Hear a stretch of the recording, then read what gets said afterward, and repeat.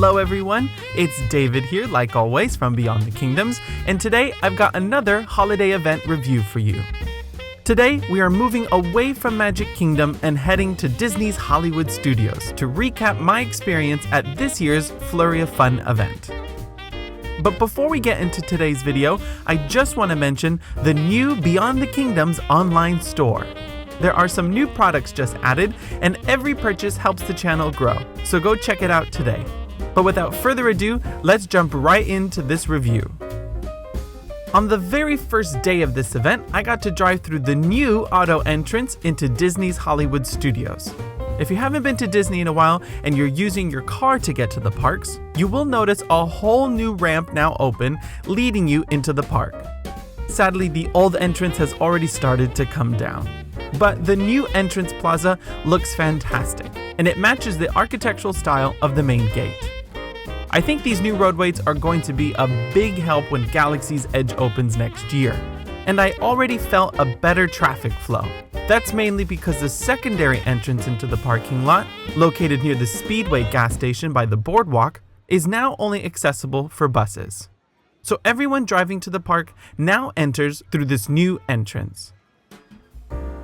Now, moving into the park itself, I want to first talk about decorations.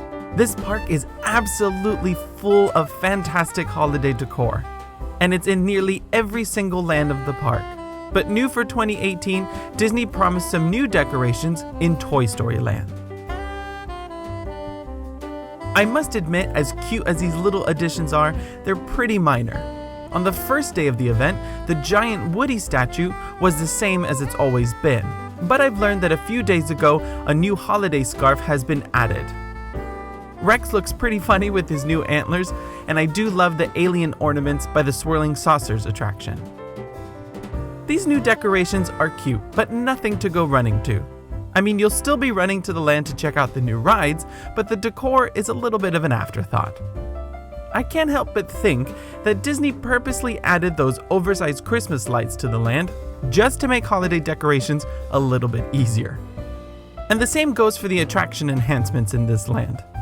As I suspected, they're very minor. You just get a fun sleigh bell sound effect on Slinky, and the aliens alternate songs throughout the day, and sometimes you get a holiday version.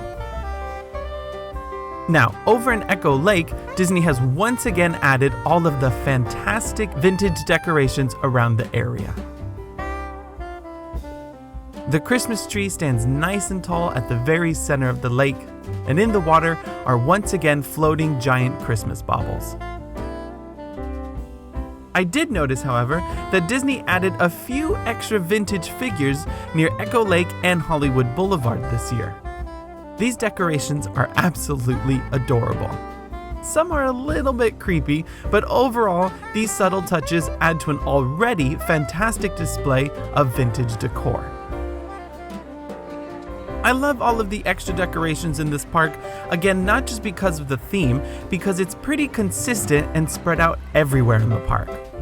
I sometimes visit Magic Kingdom during the holidays, wishing that the decorations went past Main Street. Here at Hollywood Studios, you're surrounded by the spirit of the holidays, and I love it. On my first visit to Flurry of Fun this year, I noticed that this park, and specifically this event, is great for character lovers. Of course, you've got standard meet and greets that are fun for the holidays, like Olaf at Celebrity Spotlight. But I noticed that there are a good number of characters in holiday outfits this year, more than I expected. For example, I got to do a meet and greet with Chip and Dale in their holiday outfits in Grand Avenue. And since this park isn't as busy as Magic Kingdom, I didn't wait too long to meet them. I would say I waited about 15-20 minutes max, and that was on a busy day. Nearby was also Santa Goofy, which I wasn't expecting until later into the season. On a separate day at Magic Kingdom, I noticed that Chip and Dale, meeting guests on Main Street, had no holiday outfits on. And Santa Goofy can only be found during the party at Magic Kingdom, not during the day. So it was really nice to see characters in festive outfits here at Hollywood Studios. I also mentioned in my guide episode to Flurry of Fun how Woody, Jessie, and Buzz are all meeting guests in Toy Story Land in their holiday outfits. Now, I learned that Woody and Jessie in particular get pretty popular. So, on my visit, I got a fast pass for Slinky in the late morning, and when I arrived to the park very early, I went straight in line for Woody and Jessie first thing, way before the line built up. In general, I found myself meeting more characters than usual, simply because of the opportunity to get them in holiday costumes and with moderate wait times. It made me realize that if you're not attending Very Merry at Magic Kingdom, this is a fantastic park to get pictures with characters in holiday gear. And you guys know that I love to meet Santa here at Hollywood Studios because he has a fantastic setup on Sunset Boulevard. So let me give you a quick recap of the character lineup in this park during this time of year and who has what costumes on. Donald and Daisy can be found right at the entrance to the park, but they are not in holiday costumes. They are among the few. Like I said before, Olaf meets at Celebrity Spotlight, just next to the Frozen sing-along. And I find that his wait fluctuates a lot, but it's easy to find his wait time as low as 15 minutes. Around the corner, you've got Mickey and Minnie at Red Carpet Dreams. So that's one line to meet them both in separate photo ops. And again, worth noting that they too are not in holiday outfits here. In general, the Fab Five are only in their holiday outfits at Hollywood Studios if you do the Hollywood and Vine character meal. But on Grand Avenue, like I said, you've got Santa Goofy, who usually comes out in the afternoon into the evening. And just down the path is that spot with Chip and Dale in their holiday outfits. They can be found more consistently throughout the day. Woody and Jessie in their holiday outfits together meet just next to the entrance of Toy Story Mania. And shortly after you enter Toy Story Land, Buzz can be found wearing his Santa hat on either side of the main pathway. Currently, there are no characters inside Walt Disney Presents. Star-Lord and Groot ended their run a few weeks ago, and Mike and Sully will be returning to Hollywood Studios in this exact location in the new year. Of course, over at the launch bay, you still have Chewbacca, Kylo Ren, and BB-8 all in separate lines. And also in Animation Courtyard, we have a new character added to the Disney Junior lineup. Vampirina has officially arrived to Hollywood Studios in her own meet and greet. And in the same area, there is still Pluto, Doc McStuffins, and Sophia the First. Remember that they each have their own separate line, and they tend to finish meeting guests by 6:30 p.m. And of course, the main man himself, Santa, is at the Once Upon a Toy store on Sunset Boulevard. He starts meeting guests at 10 a.m. and comes out in different time sets until park closing time. So definitely make time in your schedule to meet some of the characters while attending Flurry of Fun this year. It's a great place to do it. Entertainment is clearly a big component to Hollywood Studios. And during the holidays, there are some extra nighttime shows that are among my favorite in all of the parks.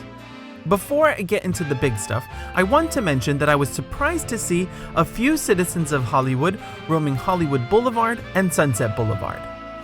A couple of weeks ago, it was discovered that almost all of the wonderful actors part of the streetmosphere in this park were cut due to budget restraints. So I was pleasantly surprised to see one or two roaming characters on Hollywood Boulevard. It was certainly not the same as last year when these guys were singing Christmas carols on the street.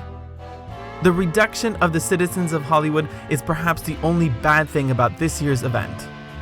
But let's move on to the big nighttime spectacular. And of course, we first have Jingle Bell Jingle Bam. The show has stayed relatively the same, but there are some notable differences. First of all, now that the daytime Star Wars show is taking a break, the hub area is completely clear of any stages. So you now once again get a great view of the Chinese theater down the street. It's fantastic. And this meant that Disney decided to change the reserved viewing location for the dessert party. After guests enjoy eating their sweets and sip their drinks in the courtyard, they can head to the raised area at the hub of the park directly in front of the theater to watch the show. This is a change from before when it was further back and skewed off to the left to get a decent view of fireworks. Which brings me to my next point. When I first watched Jingle Bell Jingle Bam this year, I was a little bit disappointed. I remember loving it last year, And this year, I felt that there were very little fireworks. I didn't have the same excited reaction from the show. But then after some research, I realized that I was very wrong. If you do a side-by-side comparison of the show now to last year and the year before, you'll notice there are way more fireworks now. However, they are all shot off of the theater itself now, as opposed to way off in the back of the park, soaring high into the sky. This explains why the dessert party viewing area has moved, because all of the action is right up front now. So I've come to the conclusion it was purely my imagination that the show had less fireworks. And it's always been a little light on the pyrotechnics. I do still believe it's fun to watch, but after doing it once, you certainly don't get the same effect the second time around. But I must admit that I love the songs, I love watching the projection show right before the fireworks, and I love any appearance of Oogie Boogie. So I still somewhat enjoy this show. I just suggest that you get into the hub to watch the show. Try not to get stuck back on Hollywood Boulevard, because you won't see much. But like last year, my favorite show to watch at Flurry of Fun is still Sunset Season's Greetings. I think the reason I enjoy this is because it's easy. It runs on loop from 6 p.m. to park closing time. So it's not difficult to find time to stop and watch the projections. This is just one of those shows that proves that you don't have to have something overly complex to be good. It's very simple and fun. The 4 sections are exactly the same from last year, and these are some of my favorite characters, from the Muppets to Olaf, and of course some friends from Toy Story. The new laser effects are pretty cool, and they were exactly what I expected. It's a not-so-subtle addition that doesn't really add to the show, but certainly highlights the snow on Sunset Boulevard. I also noticed that the pacing of the show is much better now. Last year, I remember long breaks in between each section, so guests seemed to be a little bit confused if the show had finished or not. Now, the different segments move quickly from one to the next, and I actually really enjoyed that. Okay, final thoughts. If you know me, you know that Hollywood Studios is my favorite park. I like how compact it is, my favorite thrill rides are here, and I love the feel of old Hollywood. If you share my enthusiasm with this park, then you'll absolutely love this event.